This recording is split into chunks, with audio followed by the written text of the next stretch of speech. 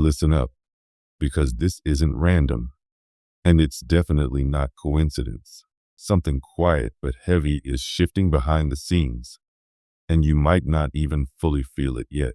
There's someone from your past who once walked away holding onto pride instead of honesty, and now they're sitting with the weight of that choice. What surprised the angels about this energy isn't longing, jealousy, or some dramatic regret. It's something way more human. They're exhausted by the version of themselves they became when they left you. They're not reaching for your presence, your body, or your attention. That chapter isn't what's haunting them. What they're craving is forgiveness. Not because they suddenly woke up healed or spiritually enlightened, but because your silence has gotten louder than any argument you two ever had. Your calm exposed something they can't unsee. Your stability reflected what they lost. And right now, whether you realize it or not, the universe has positioned you as the mirror they can't dodge anymore. This situation feels heavier than a typical past person thinking about you energy, because this isn't nostalgia. This is consequence. They didn't move on in peace like they told themselves they did. They tried to outrun the truth, but it kept showing up late at night, in quiet moments, in emotional crashes they couldn't explain to anyone around them. On the outside, they rebuilt a life that looked decent enough. Smiles on cue, strength on display. Recovery performed well enough that people bought it. But internally, nothing ever settled. The angels are clear about this. The instability they feel didn't come from losing you. It came from realizing you were never the problem. The distance they justified as necessary was really avoidance. What they called self-protection was resistance to accountability. And now that awareness won't shut up anymore. They remember when things between you felt easy, when communication flowed, energy moved fast, and nothing needed a 10-minute explanation. Then pressure hit. Fear stepped in. Outside influences stirred the pot. And instead of grounding themselves, they chose ego over connection. They stood their ground not because they were right, but because vulnerability felt like losing control. Here's the kicker. They're paying the delayed price now. They're tired in a way sleep doesn't fix, drained in a way distractions can't cover up. Even good moments feel oddly hollow. On paper, life looks fine. Inside, something's missing. They chased quick emotional highs instead of long-term emotional truth. Validation without vulnerability. Connection without responsibility. And now they're realizing something important slipped through their fingers. The version of themselves they were when they were with you. Grounded, present, real. Meanwhile, your role has shifted. You're no longer waiting, questioning, or trying to figure them out. You've moved into self-worth that doesn't need explaining. You're building security from the inside out. And that's exactly why they're unraveling, because your absence forced them to confront their lack of inner grounding. They're remembering the safety they felt with you, not romantically, but honestly. Those memories aren't comforting. They're confronting, because memory without access hits different. And here's the truth. Their desire for forgiveness isn't your responsibility. Forgiveness doesn't always come through words. Sometimes it's energetic, sometimes it's silent, and sometimes it doesn't reopen doors. Your silence isn't punishment, it's alignment. Stay with this, because next, we are breaking down why this isn't regret. It's an internal reckoning they can't escape. What's happening now goes deeper than emotional regret. This is an internal reckoning, the kind that hits when someone realizes clarity came too late. They finally see it now, but timing matters. And insight arriving after damage doesn't erase impact. That realization is sitting heavy. They're stuck between wanting to respect the distance and wanting relief from the pressure that distance created. That's why their energy feels restless, defensive, and weighed down all at once. They keep telling themselves, I did what I had to do, repeating it until it almost sounds believable. Almost. But the soul doesn't respond to rehearsed excuses. It responds to truth. And truth keeps popping up when life gets quiet. What messes with them the most is this. You didn't fall apart when they left. You didn't beg. You didn't chase. You didn't unravel like they subconsciously expected. Instead, you stabilized.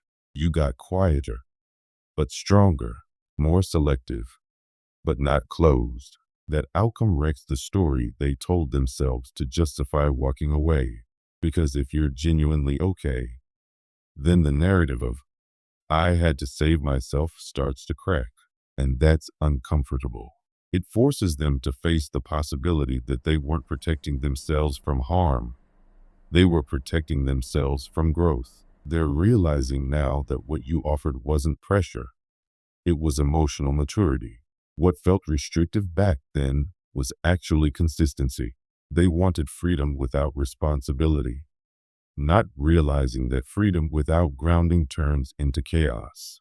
After cycling through emotional highs and lows, they're craving what they once dismissed: peace, reliability, depth.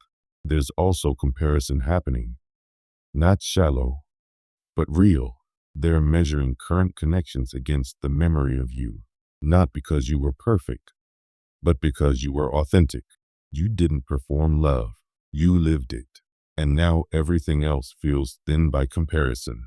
This is where the urge for forgiveness intensifies, not to get you back, but to quiet the internal voice reminding them of what they lost. Forgiveness, in their mind, feels like relief, like proof they're not the villain in their own story. But healing doesn't always come from external validation. Sometimes it comes from sitting with discomfort until it turns into accountability. And that process can't be rushed or outsourced to you. Meanwhile, your energy has shifted into quiet confidence. You don't explain your boundaries anymore. You don't justify your growth. You've learned that peace doesn't need permission. You're centered. And that centering is exactly why their energy keeps circling back. Here's what the angels want you to know. You're not responsible for anyone else's closure. Closure doesn't require conversation. It exists when you accept what happened without needing it to make emotional sense. And you've already done that work. You've grieved. You've released. You integrated the lesson instead of reopening the wound.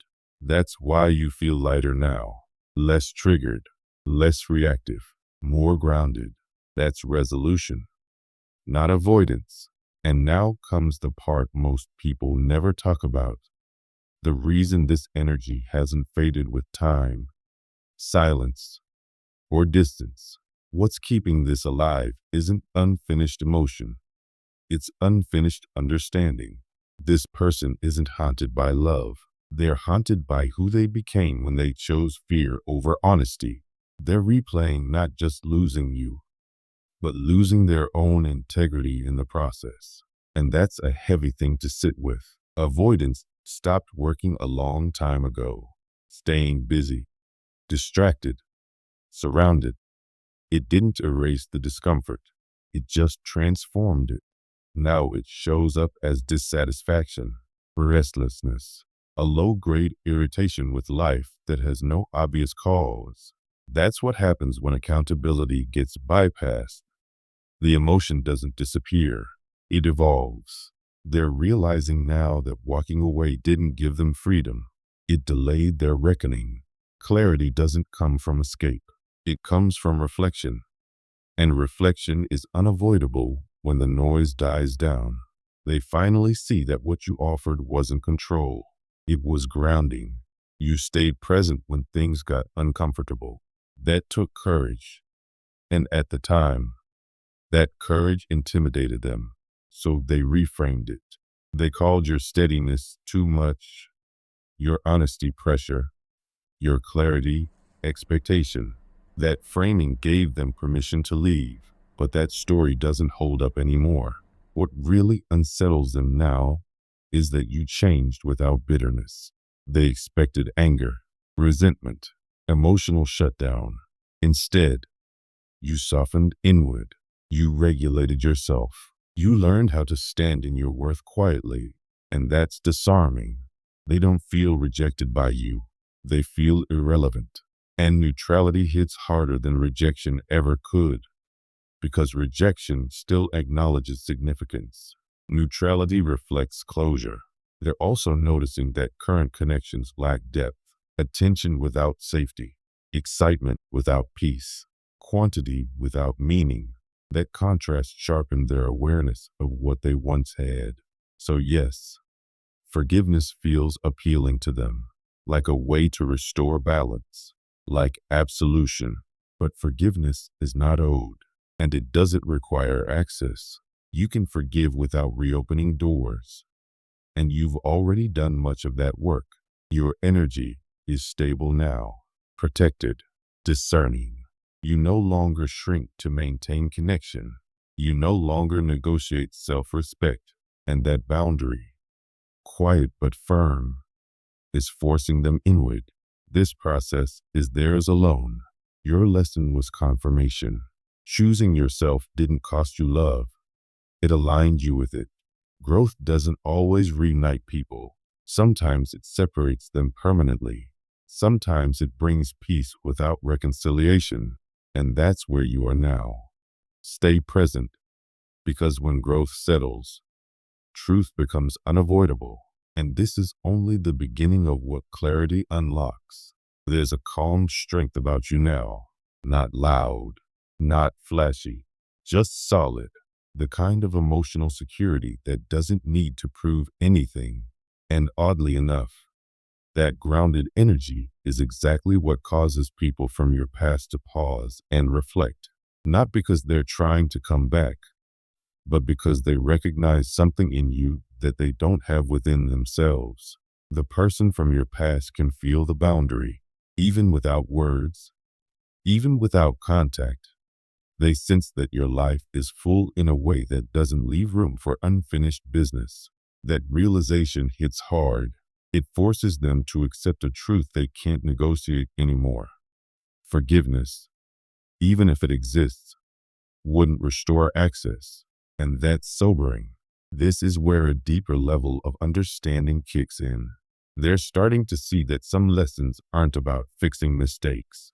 They're about living with the consequences of choices. And that doesn't make you cold or cruel. It makes you aligned. The angels want you to hear this clearly. You are not being unkind by moving forward. You're not punishing anyone. You're simply no longer available for dynamics that require you to shrink, explain, or overextend. That boundary isn't defensive. It's healthy. There's also something else happening here. Emotional wealth. You're richer now than you were back then. Not necessarily in material ways, but internally.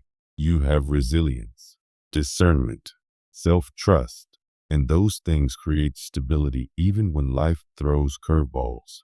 The person from your past is beginning to understand something uncomfortable. Emotional wealth can't be borrowed.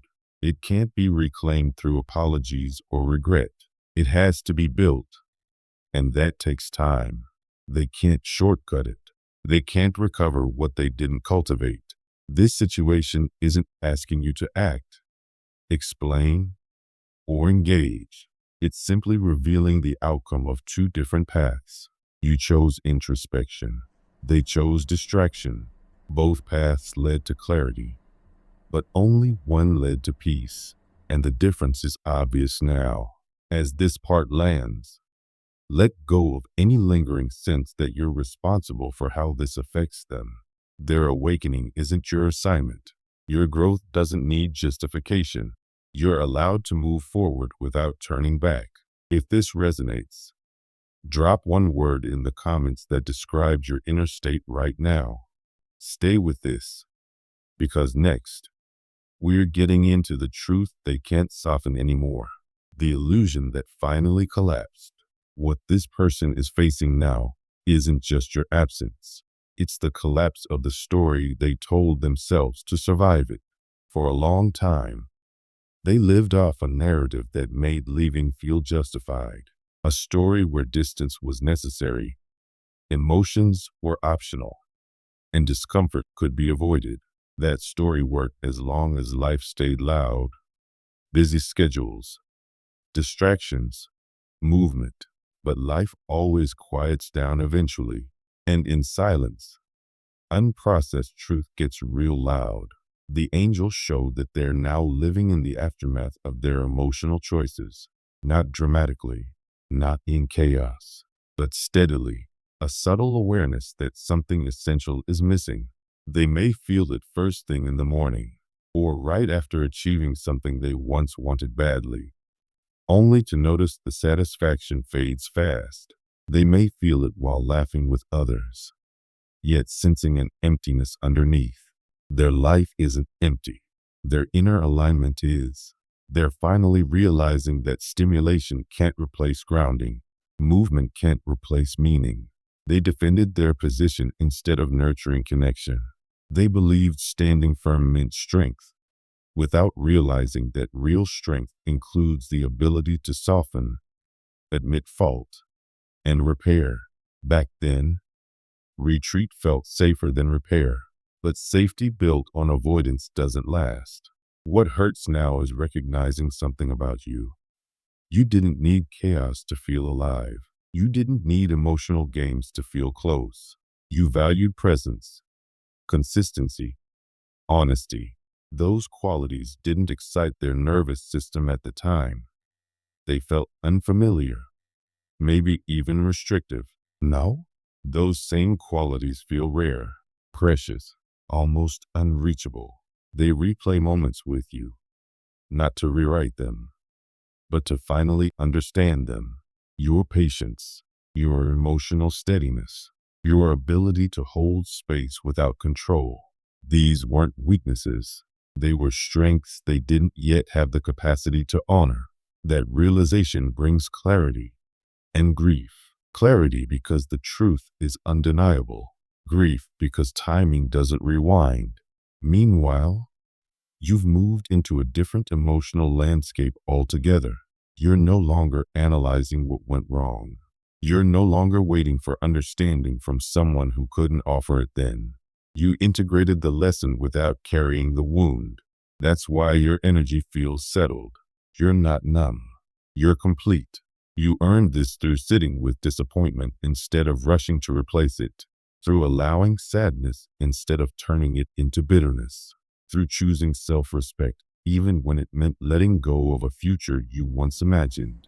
That choice changed you, and they can feel it, because next, we hit the point where forgiveness, recognition, and acceptance separate, and why that matters for your future. What this person is entering now isn't longing. It's not pursuit. It's not even regret in the emotional sense. It's recognition. Recognition that some connections aren't meant to be recovered, only understood. And that realization is heavy because it destroys the last illusion. That timing was the only issue. They're seeing now that the real problem was capacity, emotional capacity. And capacity can't be forced just because someone wants to do better later. Life has slowed down just enough for self-awareness to land fully. And in that stillness, they're not asking, what if anymore? They're asking, why did I react the way I did when something real was in front of me? That question doesn't comfort them. It humbles them. They're recognizing patterns that existed long before you. Self-protection, emotional deflection, keeping one foot out the door. You didn't create those patterns. You exposed them. What weighs on them most isn't just that they hurt you. It's that they underestimated you. They assumed your compassion meant permanent access. They didn't expect your healing to be complete rather than conditional. That's the part that hits hardest, because now they see that your strength wasn't tied to them. It was rooted in who you are. They sense your energy now through contrast, through how unstable other connections feel, through conversations that lack depth, through emotional exchanges that feel rushed or shallow. These aren't attempts to return. They're reminders of what emotional safety actually felt like. And safety is what they crave now. Meanwhile, you've entered emotional self-trust. You don't second-guess your intuition. You don't minimize your needs to preserve connection. You understand that love doesn't require self-abandonment. Your growth didn't make you distant. It made you selective. You still care deeply, but you no longer confuse intensity with intimacy. You no longer chase reassurance. You allow connection to meet you where you are. That's why your energy feels settled. It's not waiting. It's living. The angels are clear. Their acceptance is not meant to reopen anything in your life. It's meant to close the energetic loop for good. What comes next for you will feel different, calmer, mutual, clear. You'll recognize it not by fireworks, but by ease, by how little effort it takes to be understood, by how safe your body feels. This message wasn't meant to pull you backward. It was meant to seal the last door. Some people awaken after access is gone. That awakening is real, but it doesn't obligate you to pause your destiny. Your growth didn't happen to teach them a lesson. It happened to set you free. If this hit home, write one word that captures where you are now and step fully into the chapter that's already unfolding.